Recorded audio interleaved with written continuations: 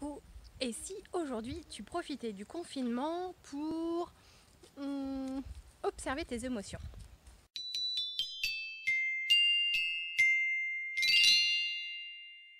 Quand j'étais sophrologue en activité, tu sais, dans une autre vie, j'avais souvent des clients qui venaient me voir en me disant oh, je veux apprendre à gérer mes émotions.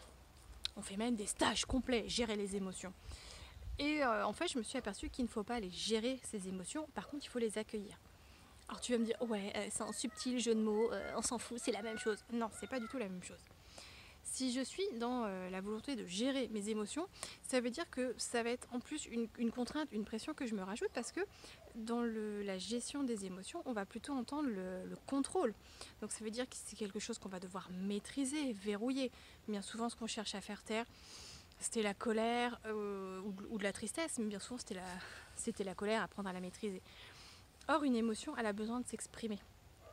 Plus tu vas chercher à la contrôler, justement, à la faire taire, plus c'est ton corps qui va trinquer sévère parce que tout ce qui ne s'exprime pas s'imprime. Ok ? Tu médites là-dessus. Donc en fait, une émotion, il faut la laisser faire. Elle a son rôle. Elle est là pour te dire quelque chose. Et en fait, c'est un peu comme un facteur qui va venir taper à ta porte. J'ai un message pour toi. Ah merde, il répond pas. C'est pas grave, il m'a pas entendu, je vais frapper plus fort. J'ai un message pour toi. Ah putain, il répond pas. Et il va s'énerver à la porte jusqu'à ce que tu ouvres, ou alors il défonce ta porte. Ouais, il est comme ça, mon facteur. Ouais, il a pas peur, il défonce tes portes. Et du coup, l'émotion, c'est pareil. Tant que tu ne l'auras pas écoutée, elle va venir de plus en plus fort. Ça va s'imprimer dans le corps. Au début, ça va être petite boule dans la gorge, et puis de pire en pire. Tout ça pour te dire, écoute ce qui se passe. Ça a un message. Laisse passer l'émotion. Alors, quand on me dit, ouais, ok, je fais comment ? Eh bien, quand tu ressens, on va dire de la colère, parce que c'est important de laisser faire.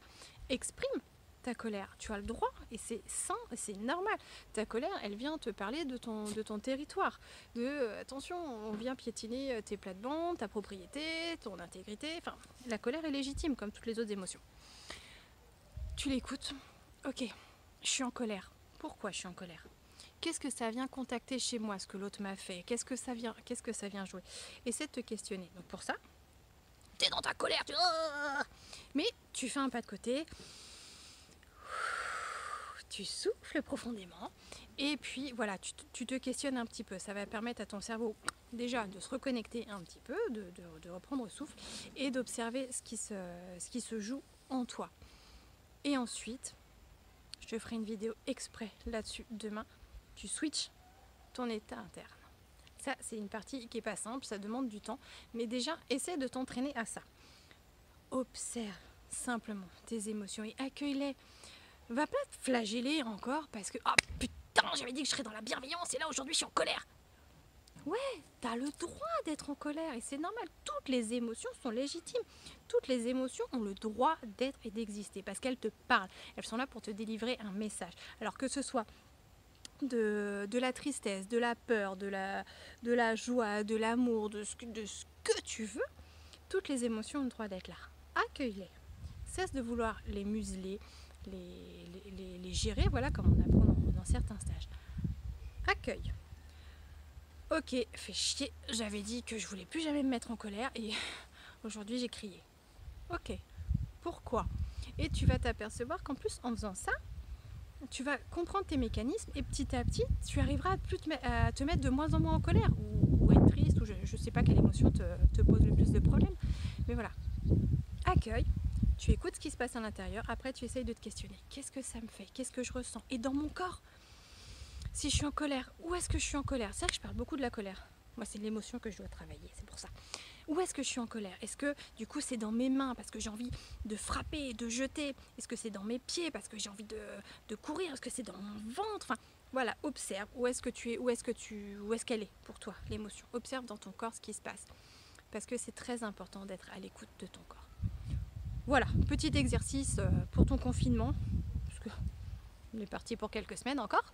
Donc voilà, profite de ce temps. Cesse de le voir comme une contrainte, même si c'est chiant, c'est vrai, on ne fait pas tout forcément comme on veut.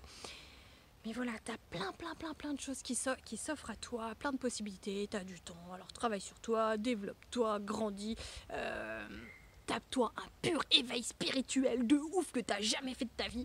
Et puis voilà. Sur ce, je t'embrasse très fort. C'est cool, disons que les loulous m'ont laissé le temps de faire ma vidéo. J'adore. Écoute, je t'embrasse très fort. Reste ou deviens parfaitement imparfait. Fais ce que tu veux. Éveille-toi, écoute tes émotions et je te dis à bientôt. Bisous.